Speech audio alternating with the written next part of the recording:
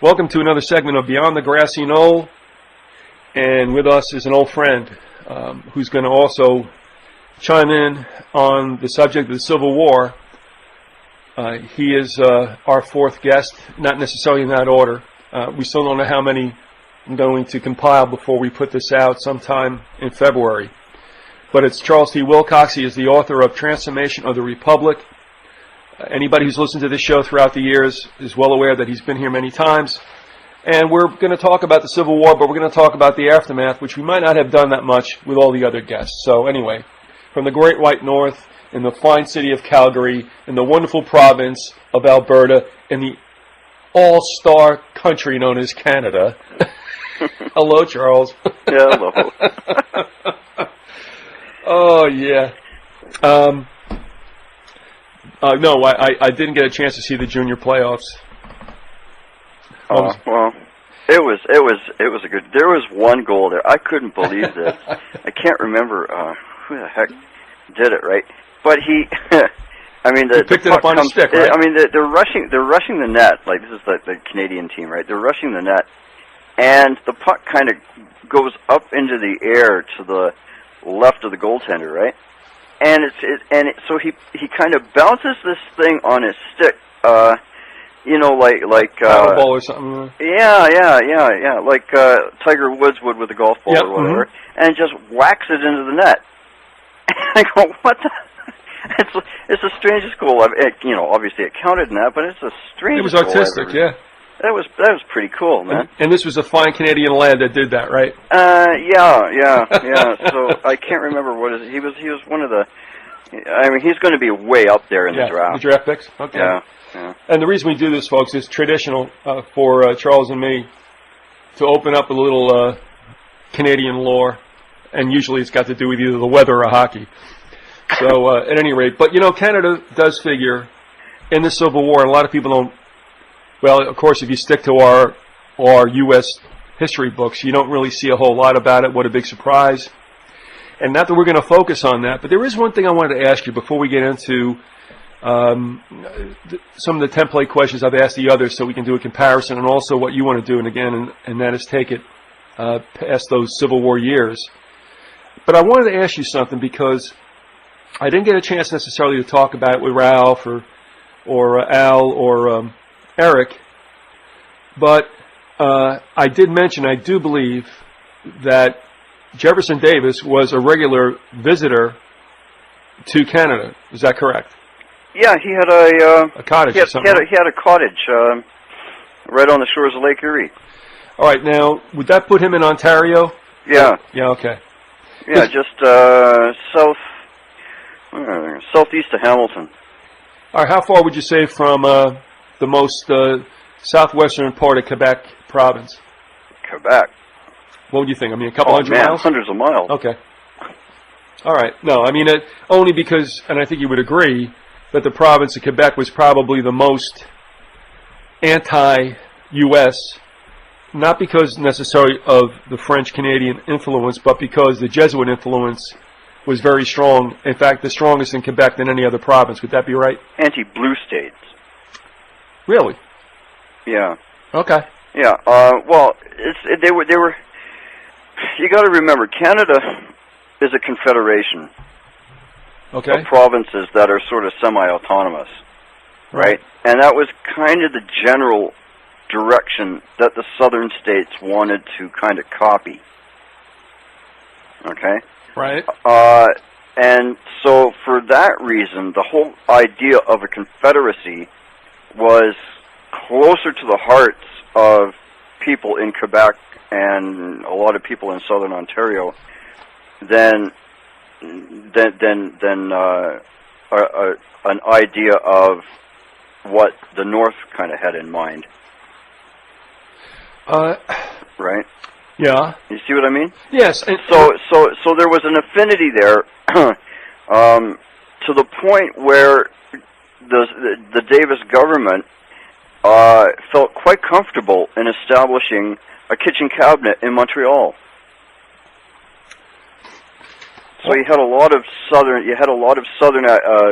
people based out of Montreal, like A lot of politicians were there. A lot of diplomats were there, and there was a lot of spy-type activity going back and forth across the border, right? But Davis's kitchen cabinet was based in Montreal. I mean, what can you say, right? From the research you've done, and I've been removed from this for a while, but Davis and Judah Benjamin both lit out right after the Confederacy crumbled. I know Judah Benjamin got over to England without a scratch. Didn't Davis get apprehended and yet kind of got off easy? As far as I know, yeah, they caught him dressed up as a woman. There you go. And it was sort of like the first don't ask, don't tell. But the reason I say that is because are you in the school that would believe largely that Davis was also a tool of the Europeans? Oh, absolutely, yeah. Yeah, well, I mean, if he's appealing to the Pope, you know, directly for help, and wait a minute, are you saying attractive? No. Yeah. All right, he's appealing to the Pope. I mean, he went to him for what? Help politically, financially, diplomatically, all that stuff. Right? He asked the Pope for his direct help, and the Pope, Pius IX, said, "Sure, we'll do all we can in order to, promote you." And I mean, the Pope even went so far as to write a letter for wide publication, acknowledging the legitimacy of the Confederacy, and he acknowledged the fact that there were two competing nations. Right. Right. So yeah. Supposedly, yeah. Uh-huh. Yeah. Yeah. No. So and he was also looking for help from the European monarchs, to the point where he even offered a crown to the to the Habsburgs. Right. Says, like if you help me out, then I will give Napoleon's second cousin or whatever he is an actual crown, and the crown would be blessed and sanctioned by the Pope and all that stuff. So he would be like a monarch in the Confederacy, and what they wanted to do was basically reestablish monarchy on the North American continent. Yeah, and that would, who knows if that was what that was really all about, but wouldn't that have been rich if the nation stayed divided? That the Confederacy, supposedly the champion of state rights, would have gone even more monarchical than the federalized North. I mean, what an irony that would have been. Yeah. All right, and one other thing, and this has been a long time since we talked about this, but it just came to mind, and that is, didn't you have ancestors that got involved in the Civil War? No. Okay. I had ancestors they were all living in New England, like the Connecticut area. Okay. Right? So, like, if you go to Connecticut, Wilcox is apparently, still a pretty big name there. Right? And then they kind of scattered all over the lower 48. But half the family apparently decided to stay in the States and establish the country there, and the other half were loyalists to the crown, and they hightailed it. They built a raft, basically. I think they took off from somewhere in Pennsylvania and sailed across the Lake Erie. Erie, right? Okay. Yeah, and landed in Simcoe, and then homesteaded there, either just prior to the War of Independence or during it. Okay, so they scooted out to Ontario and sat it out there. Yeah. Did they ever come back? Did that branch ever come back to the U.S., do you know? Well, aspects of it, yeah. My aunt and my uncle. Okay. Right, they went back down right after World War II. Are they the ones that are down here in Florida? Yeah. Okay. All right. Okay, so thanks for that. It's been a while, and I know I hadn't asked you about that, but I remember that from, I guess, perhaps when we, first had communication. Mm-hmm. There's other branches of the family that went back down to the States as well. I met them when I was a kid. Some were living in Grosse Pointe Farms outside of Detroit, which is apparently a very wealthy section. Oh, yeah. Right? But when I went to visit, and I just wanted to go outside, to go to the corner store or whatever, and they absolutely had a fit. Right? They thought that I was going to get mugged or something. And it didn't even dawn on me. Not in Grosse Pointe. No, I don't think so. Yeah. No. That is a real Tony place. There's no two ways about it. Before we go into what might be considered your bailiwick with regard to what we've talked to the other guests about, I have to start by asking you this, just as a baseline, and that is, who were the perpetrators in the Civil War? And if you just want to save some time, not those necessarily in the U.S., but are we led to believe that there were those outside the U.S.? That's one. And two, having stated that, what was the benefit for their involvement? The perpetrators? To instigate the Civil War in the United States. Well, let's see now. I can give you a quote from Otto von Bismarck. Okay. Of Germany, and this comes from my second edition, page 444. Otto von Bismarck said, "The division of the United States into federations of equal force was decided long before the Civil War by the high financial powers of Europe, that being the Rothschilds. And the Rothschilds, I don't know if people realize this,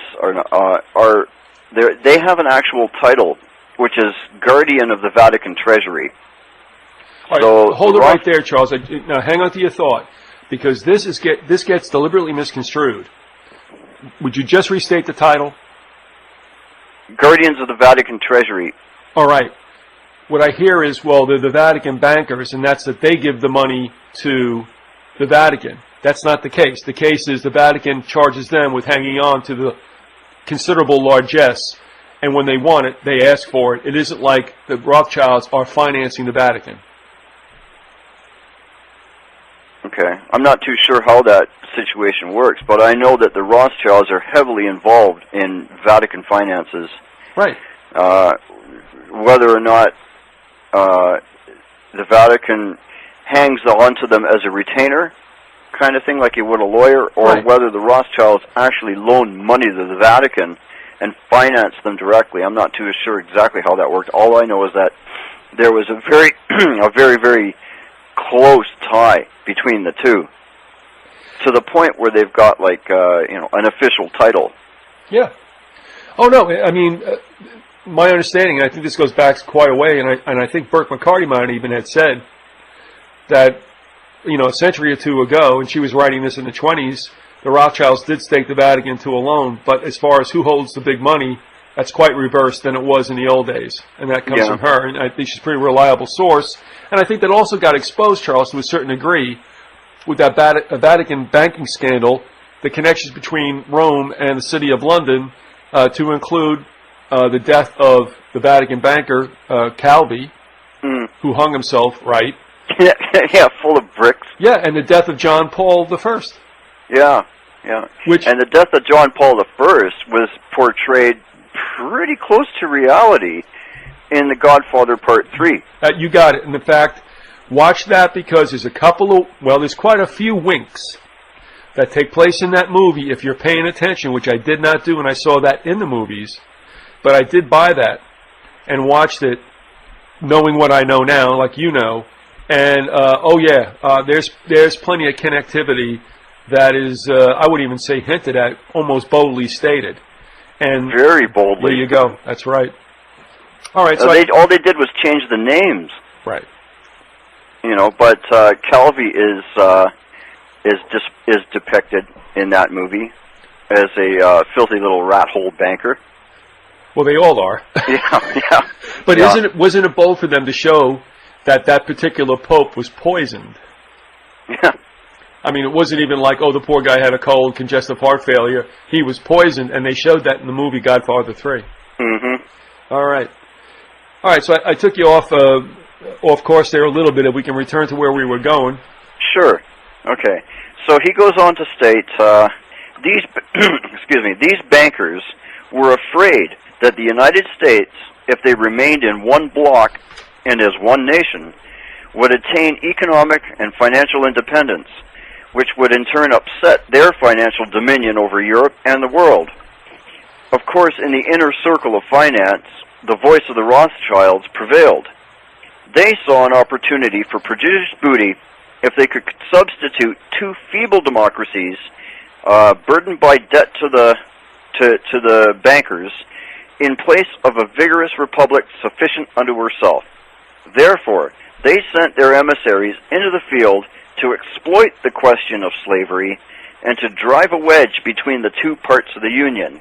The rupture between the North and South became inevitable. The masters of European finance employed all of their forces to bring it about and to turn it to their advantage. And that's a quote by German Chancellor Otto von Bismarck. That you've incorporated in your book, right? That's right. All right, before we go any further, let's just do this. Again, the book's name is Transformation of the Republic. Charles, just tell people if they want to take a look in it, I mean, you've given them, I think, some ample samples on your website. Give us the website, tell folks how they can take a look at it, and if they're so inclined, to purchase it. Okay, the website is ctwilcox.com, and I have a number of things there that I've posted for free. But if they want the any of the editions, the second one is the most recent. Okay. Yeah, and I've got that available in hardcover for right now. I've got it on sale, $56.95 for the second edition hardcover, $44 for the second edition paperback, and just under $35 for the original paperback. If they want a signed copy, they can write to me at cwilcox@telus.net, TELUS.net, or they can write me at P.O. Box 119, 2825, 17th Avenue Southeast, Calgary, Alberta, and the postal code is T2A0P7. All right, now that mailing address is also on your site, is that correct? It is, yeah. Okay. All right. And all the links are there. And if they want to buy it online, they can go to. I have a link there. Okay. To lulu.com, all right. Which is the printer and distributor, and you can get it that way as well. All right. Thank you. And now we'll pick up the story. Okay. So so obviously you see the the highfalutin bankers doing all they can, and the bankers in turn are acting on in concert with the Jesuits. Right? So they had their people running around trying to exploit the whole slavery question and making money on both ends, and trying to split the country apart and establish two competing entities that they could have fun with. Well, I mean, I don't necessarily believe now that the end game was to bring back the United States as two different countries, but I think what the monarchies, the old world, and Rome did was, one, teach the U.S. a lesson, and two, also see that when it came back together again through Lincoln, after Lincoln and such, that it would come back with a much more expansive central government, a bit more monarchical in form, and more easily dealt with by those in Europe. Would that be somewhat of a correct assessment? Yeah, and using money as the grease. Sure. Oh, absolutely. They would pay off the politicians to promote the European agenda. Well, it's interesting because Patrick Henry, after the Constitution was hoodooed over the American people, said, I used to be a Virginian. After this thing, I'm a citizen of the United States. Now, that's interesting because he actually stated the affairs at the time when he realized that the 13 states were going to be federated under the Constitution, but also it was a bit of a harbinger of what would take place with the 14th Amendment United States. Mm-hmm. And again, you're an American citizen, and your state residency is secondary and kind of like ancillary to the whole thing. So here you go. I mean, you had, I hate to say it, because people don't like to hear it, but really, the fix was in right after the Constitution, but it was somewhat almost 80 years later. It was exacerbated by the Civil War and the 14th Amendment. And I think we're looking at a situation, and it happened again, Charles, under FDR with the New Deal and that socialization, and we're seeing it happen in the United States again. Mm-hmm. It'll happen. It's not Obama's fault. He's just another idiot that they put in the White House. But we're going to see probably the end of us, I would think. Yeah. So well, look who Obama surrounded himself with. A bunch of Clinton retreads. That a lot of them. Yeah, I mean, really, a lot of them are CFR and trilateral guys and Bilderberg guys, and their whole purpose has been to, destroy the hegemony of the United States. Sure. And eventually, I suppose, turn their national autonomy over to another entity, whether Yes. it's the UN or whatever, right? It always goes down better under a Democratic president. A Democrat president, I should say Democratic, because that's not an adjective. We're looking at a proper noun, Democrat. Seems to. Huh? It seems to. Yeah, they've used the Democrats for all their dirty work. Well, yeah. What you do is you create hardships underneath a Republican regime, and that would be, say, like Hoover to the Democrat FDR, and now we're looking at a situation. Well, let's see, Hoover to FDR, and then we're looking at Bush to Obama. But what's interesting too is that the last two Democrat presidents, very responsible for a lot of the selling out of the United States. Not that it was their idea, but they're the pretty face that they put on the agenda. Carter and Clinton? Yeah, both CFR. Yeah. There you go. Yeah. And Carter was a trilat and a charter member who was immediately taken under the wing of David Rockefeller and Ziggy Brzezinski. Mm-hmm. So I mean, it's just the so same rich. two guys that right now are dictating, telling Obama what the hell to do. Yeah. No, it's perfect. Like you said, I mean, not even retreads necessarily. I mean, it's the same old characters. People think they vote for a president. They really don't. But they think they vote for a president. But, with that you get egg roll. And that means all the unelected officials that compile it in after you supposedly elect the president, which I would say are the heaviest duty power brokers that you have. I mean, Kissinger never goes away. Brzezinski never goes away. Right? And I mean, and all the cats that you put into the cabinet, like you said, and they're all coming back out of the woods. It's beautiful. So anyway, I mean, I don't get all worked up about whether it's Obama. I mean, they're all put there. No, yeah, of course. I mean, whoever occupies the White House is nothing more than a figurehead. That's right. He's like the front man that goes on TV. But all he does is regurgitate what he's been told to. Let's take a look back at Lincoln real quick too, because I want to get into the aftermath of the Civil War. I had spoken, I guess, to all the other guests to a certain extent, that Lincoln, obviously, even at that time, they knew what the deal was. If you get elected, you've got to do some shilling for the powers that be. I think what happens is you can tell what presidents changed their mind, had a change of heart, or maybe even try to do something on their own volition because they get killed. And it got nailed for it. Okay, now, give me your assessment of Lincoln in these terms. I'm thinking, he's a politician and a shill who might have a change of heart, and we can't have that. That's what I'm throwing out there. What do you think? Well, I'll just respond by using Lincoln's own words on the matter. He said that, and this comes from the Lincoln Encyclopedia, spoken and written words of Abraham Lincoln by Macmillan Publishers. He said, the money power, that's like the Rothschilds and the Jesuits, preys upon the nation in times of peace and conspires against it in times of adversity. It is more despotic than monarchy, more insolvent than autocracy, more selfish than bureaucracy. I see in the near future a crisis approaching that unnerves me and causes me to tremble for the safety of my country. Corporations have been enthroned. An era of corruption will follow, and the money power of the country will endeavor to prolong its reign by working upon the prejudices of the people until the wealth is aggregated in a few hands and the republic is destroyed. So yeah, Lincoln knew exactly where the problem was coming from, and then went on to say that that if we allow it, we only have ourselves to blame.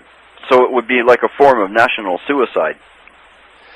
Yeah, and we hear a lot about the story of Lincoln having a portentous dream that he would not live out his second term. I think he thought he'd last, 2 years into it. I don't believe that wasn't true.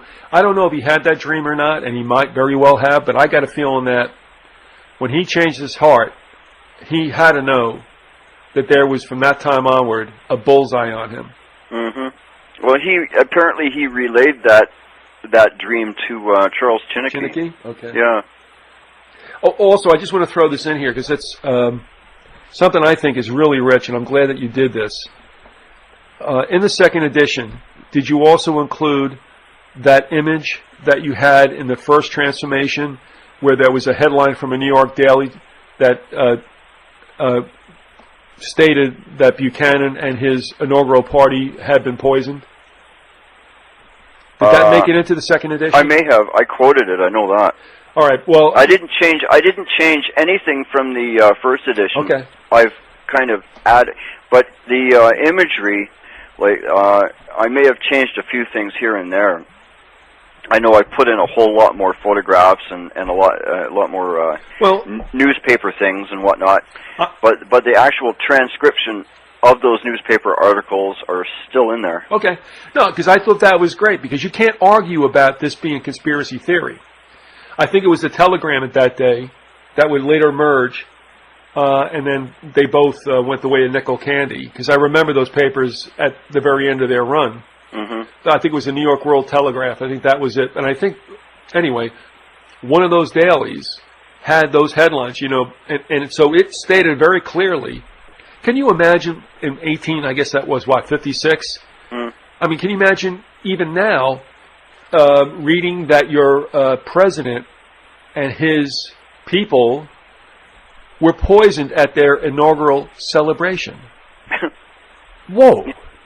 And that never makes it into the history books, Charles, and I'm glad you have it there, because nobody can say, oh, that didn't happen. Yeah. Good for you. All right. So Lincoln knows now, right? That he knows. He saw that the bankers were compromising all of the political leaders of America. They were using their money to grease the palms of everyone they could, and that the politicians were selling their country out for a bowl of pottage, as it were, and tried to stop it. Right. And this might bring us, I don't know, do you want to say anything about Booth before we go on? About Booth? No. Okay, I mean, really, there doesn't need anything to be said, but I would say this, I think as you'll agree, and Epperson was big on this, Booth was known to have been a Knight of the Golden Circle, is that correct? Yep. Okay. Yeah, I've got the actual oath that they had to take.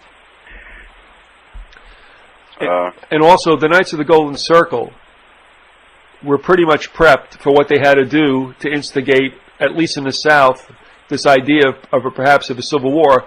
But they were more or less briefed in Great Britain and let loose here. Is that correct?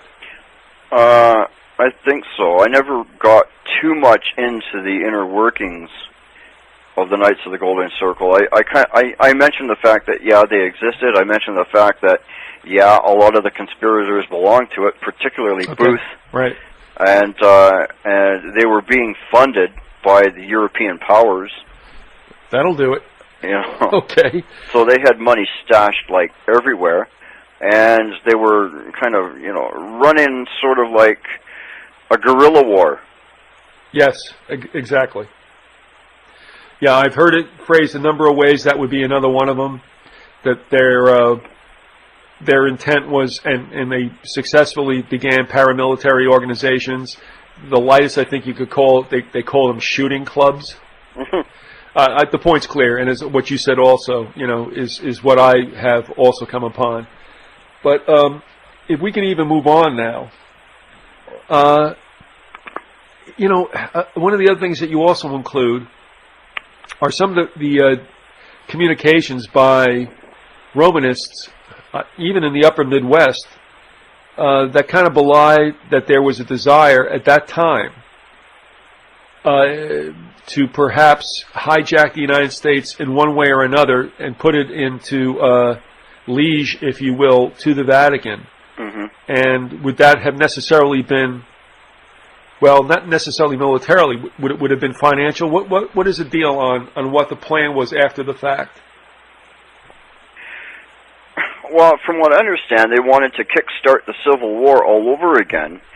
But this time, all of a sudden now you've got no leadership at the top insofar as the North is concerned, right? So they'd be kind of running around willy-nilly, not knowing what the hell to do. Then you kickstart the Civil War all over again, now that you've gotten rid of these top politicians, and turn it into a religious war of extermination. I had one letter that was written to Abraham Lincoln not too long before his assassination, stating that the Roman churches, the basements anyway, were stockpiled with weaponry to be handed out to their congregations on a given signal, right? Whether it's ringing church bells in the middle of the night or whatever it happened to be, then they would kind of distribute all this weapon and then run around like it was the Bartholomew Massacre all over again and start killing their Protestant neighbors. On face to a lot of people that'll sound fantastic, not believable, but they don't really understand just how deeply the hatred is definitely exhibited by the Society of Jesus towards those who are not Romanists. As it says, I believe in that oath, that they will extirpate the heretics by any means necessary, and those heretics are anybody who may not be Romanist. Yeah, well, I mean, their hatred is on par with what you see now every day regarding fanatical Islam. Right. It's exactly the same thing. Yeah, and it's hard for people to believe that such an entrenched organization that's been around now for that's probably 6 centuries, named the Society of Jesus, and it has the Jesus word in there, that people, and of course this is a brilliant stroke. How could people just not understanding and not going into the subject matter, how would they believe that something called the Society of Jesus would in fact be some of the most preeminent killers that this globe has ever seen? It is hard until you start to understand and take a look at exactly how they've operated over the centuries. Yeah. Do you have anything? Have you found out in your research, or if it's conjecture, say so? It would be an educated guess, but you'll tell us. How much do you believe, or do you know, Lincoln had a clue about with regard to the Rothschilds and the Jesuit connection? I know that Chinnicky was his confidant for some time. Is that correct? Yeah. Did he? Of course, for about a 10-year period, I think. Oh, all right. I hate to, cut things this tight. For 10 years, Chinnicky and Lincoln were in communication. Yeah. Obviously, Lincoln dies in what, 65? Mm-hmm. Okay. So Chinnicky had possibly had somewhat of his ear, say around the mid-50s? Right from the time that Lincoln defended Chinnicky in Urbana. Right. It was during that particular trial that they became very, very good friends. I mean, Lincoln saw firsthand how the church was using for using the laws of the United States in order to railroad an innocent man. And he came right out and said at his closing address that the power that allowed this to happen, that he would come against it, come hell or high water. That's kind of paraphrasing it a bit. But he knew exactly who was behind all of that. And I think later on he knew exactly who were the the money people. All right, refresh my memory. Was Chinnicky a Canadian? Yeah, but he took out U.S. citizenship. He did, and where did he reside? Was it in Illinois or Wisconsin or? Just outside of Chicago. Okay. He was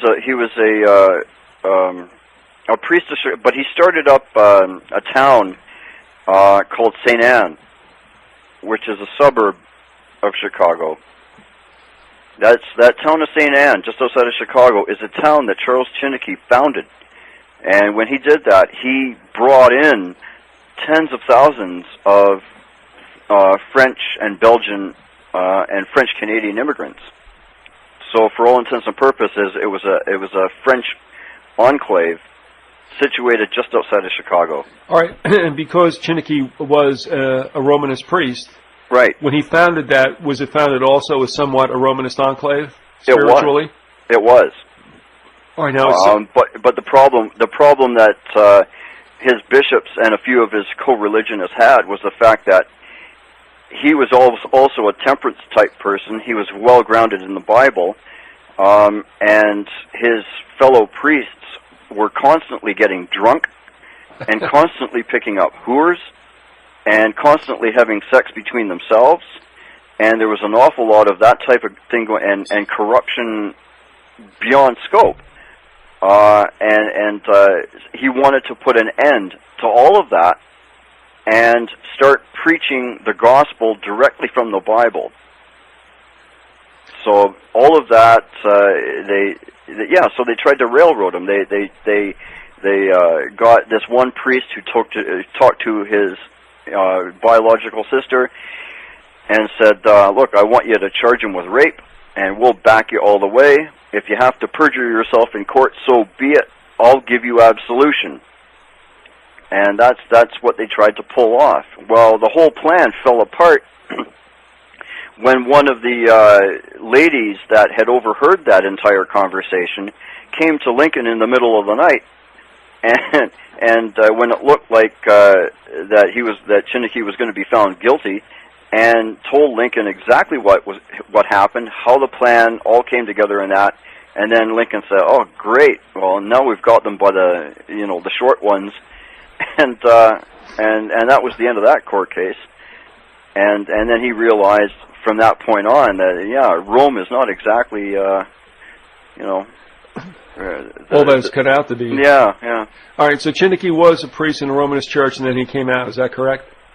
Yeah. And shortly after that, I think he became a Presbyterian. And he recounts those events in the book. 50 Years in the Church of Rome? Is that the name of it? That's right. Okay. And actually, folks, you can read that online if you want some deep background on this particular character. So, but that also sheds light on the fact that Lincoln, well before he, and he might have thoughts back then, I don't know, realized what he was up against should he become president. And who knows what he thought when in '56 he realized that Buchanan had his life attempted. It's like he had to know what he was up against, and that he still took it on. I'm not really sure what that was all about. But he certainly went on regardless, and eventually it did get him as well. Buchanan lived, but understood what the deal was. Lincoln was not that fortunate. Well, and there was a letter that was apparently sent to Abraham Lincoln before Lincoln was actually elected in 1860, and it outlines this whole assassination that took place. I can't remember with what president. The poisoning. Yeah. That took place, right? And I have that Lincoln actually there, or that link. I've got that letter posted on my site. Okay. As a PDF. And also that is ctwilcox.com. That's Charles's site, and that's where you can go to look at that. When you talk about the fact that Lincoln understood that there would be a financial attempt to take over the country, which is really the only way you need to do it. Mm-hmm. If you take it over financially, and we've seen this already happen, although a lot of people are just completely unaware of it, and I understand that. Oh, we see it happening right now again. Yeah. This is heavy-duty stuff, and this, I think, is a very, very arrogant, bold, and massive movement now that pretty much put the stake through our heart in the United States. And and you guys got your situations up there too in Canada. Mm-hmm. What I understand now, all of a sudden, your government has realized, how much debt you're in. Yeah, I'm not too sure what. I mean, I know that Canada's better situated. Yeah, damn morphine. It's than a lot of the industrialized countries because the banks were an awful lot more conservative. But still, there's been pressure to help out the auto industry, and now there's pressure to help out the oil industry, so we're not nearly as bad off as you guys are. No. Right? Right. But, all the same, we haven't escaped it at all either. In fact, I got an email from Burke in Toronto. He said that after running a surplus, Canada's about to go $100 billion in debt. Yeah, that's about right. All right. Not good. All right.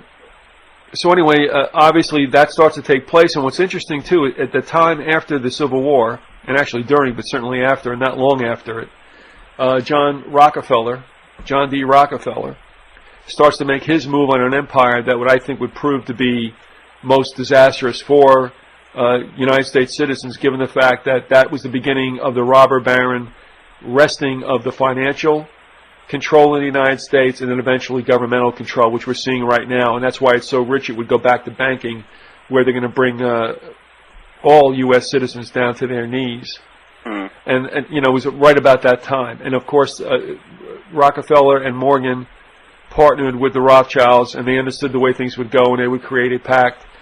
And that's why you have your elites on both sides of the Atlantic going for, let's face it, the prize is a one-world government where their generational offspring will rule. And I know that's a lot to chew off, but that's really the end game, though, Charles, and we'll get back to some of the particulars. But really, this is all about one-world government in the end, isn't it? Yeah. Absolutely. I mean, yeah. I think ultimately what they want to do is have whoever's in the White House sign off on a transfer of authorization of who actually runs the country. Right. Under a greater type government, like probably through the United Nations. And going back to the last days of Lincoln's life, and then what would take place with Johnson, and the tool, or how much of a tool that Johnson was. It seemed that the radical Republicans behind Lincoln were willing to throw him to the dogs, and I think that they were more than willing, and they were not necessarily bereaved by the fact that Lincoln was assassinated. But, because they had designs also that were not the most meritorious for we the people. Oh, yeah. I mean, they were about as bereaved as Johnson was in the airplane right after JFK. Well, and there's another personage here that emerges, and maybe you could discuss that, because this has not heretofore been discussed in the interviews we've done, and maybe have been alluded to. But what about the personage of Thaddeus Stevens? How does he play into this? Thaddeus Stevens, yeah, what can I say? He wanted to change. He picked up like ideas of Karl Marx and whatnot, and it was, from what I understand, through his instigation that the 13th, 14th, and 15th Amendments came into being. Right. And what those three amendments did, essentially, is completely it erased the original U.S. Constitution and created a brand new one. The original Constitution was you are a citizen of the United States by reason of being a citizen of any particular state. Right. Yeah, well, that comes in a completely reverse. So you're now a citizen of a federal autocracy, right, more or less. Agreed. And so that what they did is concentrate power in Washington, and then allowed the states to pass their little individual laws, but the individual states were always to be subservient, sure, to that. So what you've done essentially is to create a more European type system of government, right? Which then can be altered, controlled, or whatever. So almost to the point where now you've got this whole executive order stuff is essentially dictatorship. It is, and people can go to. Oh boy, Harry and I. You remember Harry, right? Mm-hmm. Harry, don't be too enthusiastic about that. Harry and I did a show once back in the bad old days, because you can go in on a website, I forget what it is, just do a search, and you can find the history of executive orders being written by presidents. And they actually do start with Lincoln, for obvious reasons. Mm-hmm. And, of course, you'll never see more written. Well, maybe I shouldn't say that. But, I mean, those that were written underneath Hoover and Roosevelt and Truman are, like, off the wall.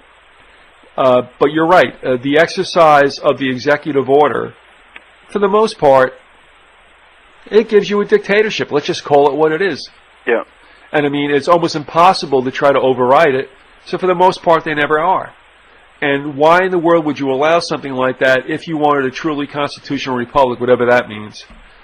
That would, like you said, Charles, that would be something that would not even have the color of a monarchical form of government. And, of course, like you said, and that's key, the executive order turns, I think, whatever people think is American into European and monarchical. Yeah, very autocratic. Without a doubt. And it's just and it's been going exponentially ever since Ronald Reagan. I think Ronald Reagan went completely haywire in the number of executive orders, and it's just gotten even worse and worse and worse. Well, and now you've got Barack Obama. He's not even president, and he's already trying to issue executive orders, while Bush is still sitting. I'm like, come on. Well, the thing is, first of all, Ronnie was haywire before he was president, and they shot his ass, and he didn't die. Which obviously, this is what happens when you use cheap assassins. But he understood what the deal was, so he was a tool during that time. But again, that fits in that whole continuum. And obviously, after Carter, you had Reagan roll up a whole bunch, or I should say, a whole bunch were rolled up while he was president. And when actually George Bush was doing the deed.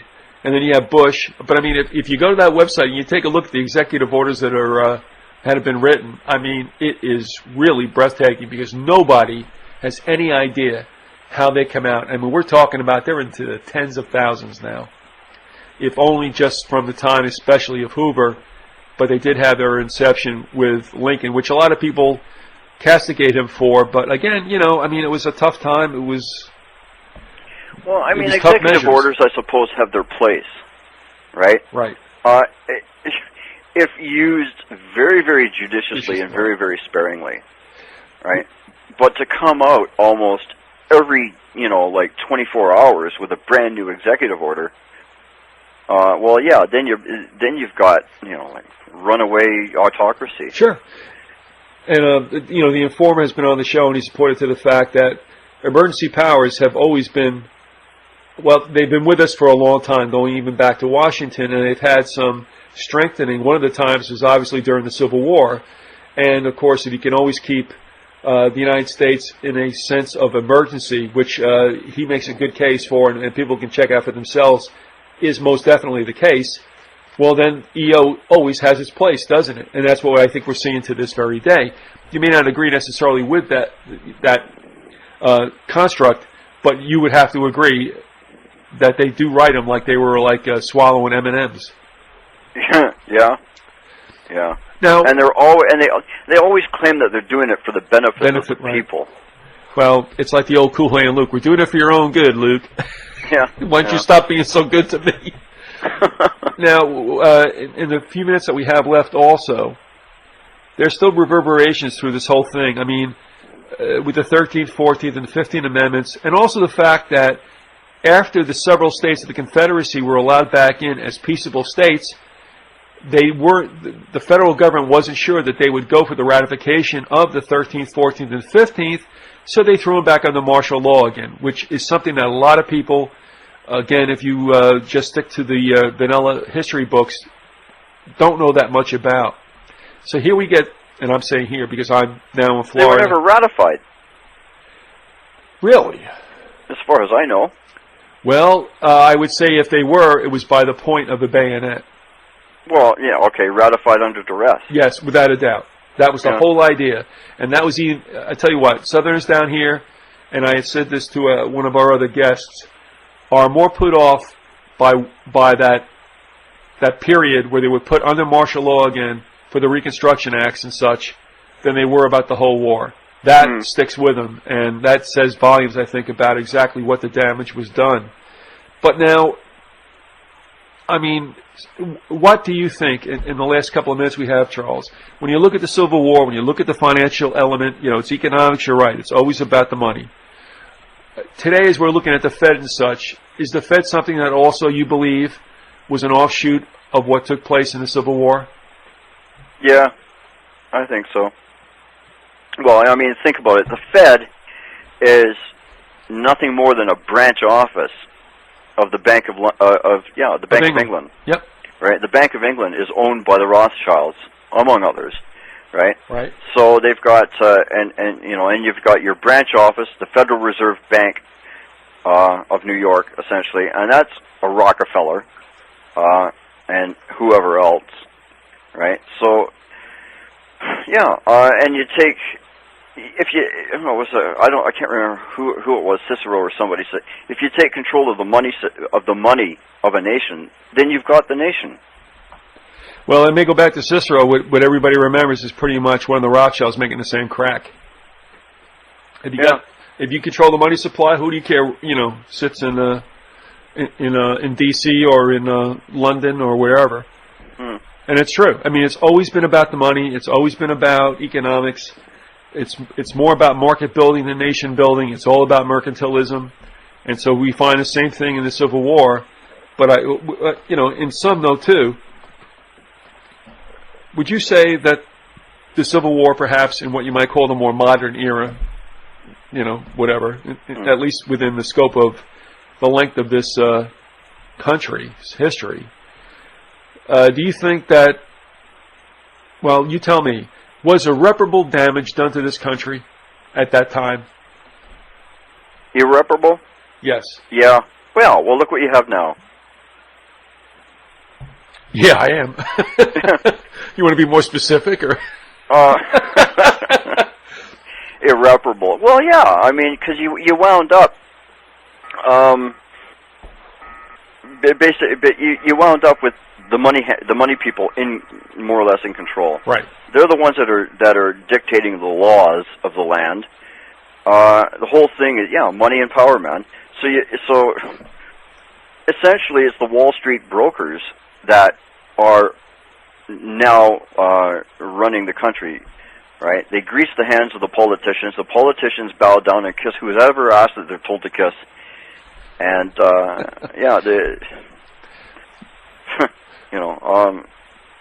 well, I don't know. What can I say?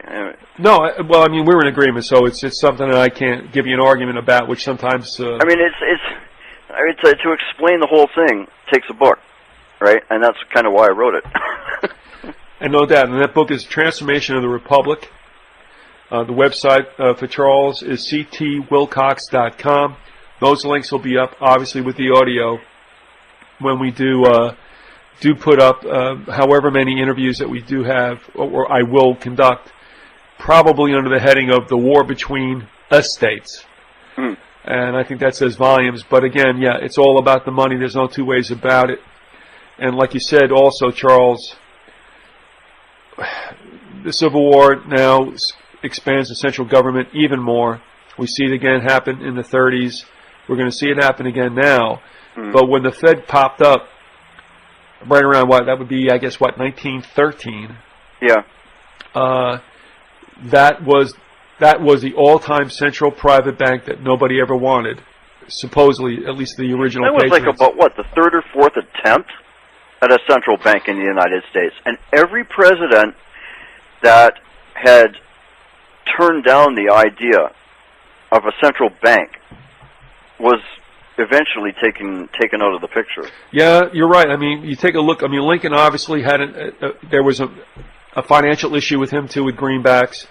Garfield also, McKinley with the bimetalist situation, and those are still topics that are worthy of going deep into. JFK. Yeah, there too. You know, I mean, he came out and said that the Fed has got to go. And he knew who was screwing the country around. Well, he tried to come up with silver certificates and whatnot, and get rid of the whole concept of the Federal Reserve System. And it didn't take long for them, to arrange their hitmen. But Charles, do you still have this up on your site? The text of the speech that he made, I guess that was in April of '61? To the National Press Club. You got it. Yeah, I do have that.